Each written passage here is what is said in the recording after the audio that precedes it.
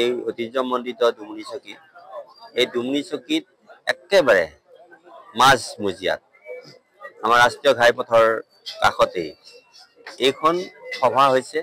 যিখন সভা আমাৰ পঞ্চায়তৰ যিগৰাকী আমাৰ ভাৰতীয় জনতা পাৰ্টি আৰু অগপ, এই মিত্ৰজোঁটৰ অগপৰ প্ৰাৰ্থী হিচাপে আমি তেওঁলোকক অগ্ৰাধিকাৰ দিছোঁ। আৰু সেই প্ৰাৰ্থীগৰাকী আমাৰ সন্মানীয় আমাৰ চণ্ডীচৰণ চৌধুৰী ডাঙৰীয়া, আৰু তেখেতে ইতিমধ্যে আমাৰ সমগ্ৰ এই অঞ্চলটোত তেখেতৰ এলেকাত যিখিনি প্ৰচাৰ কাৰ্য চলিছে ইমান দিন, মই নিৰ্বাচনী বিষয়া নহয়, ভৱিষ্যত দ্ৰষ্টা নহয়, কিন্তু এটা কথা মই খাটাং যে ইয়াত কোনো বিৰোধী পক্ষ মই এতিয়ালৈকে দেখা নাই।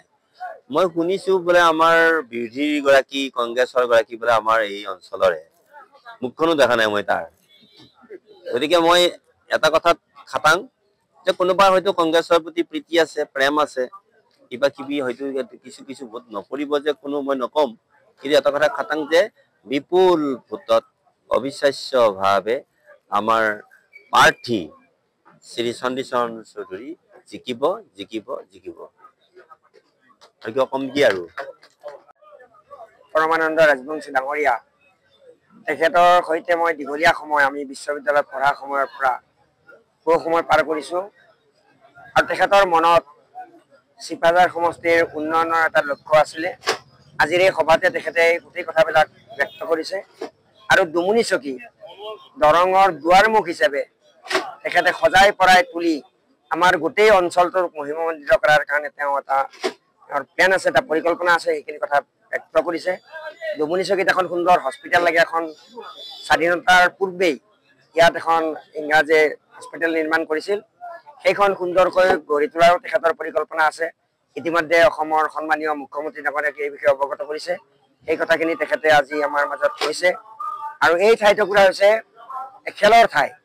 ইয়াত এখন ষ্টেডিয়ামৰ কথা আমি দীৰ্ঘকাল পাতি আছোঁ। গতিকে সেই ষ্টেডিয়ামখনো সুন্দৰ ধৰণে গঢ়ি উঠিব, সেই আশা আমি ৰাখিছোঁ। আৰু মথাউৰি দুটা, দৰঙৰ মথাউৰি দুটাৰে বহুত মানুহ অহা যোৱা কৰে। সোণাপুৰৰ ফালৰ পৰা বহুত মানুহ অহা যোৱা কৰে, আৰু এইফালে আমাৰ বাঁহগড়াৰ ফালৰ পৰা বহুত মানুহ অহা যোৱা কৰে।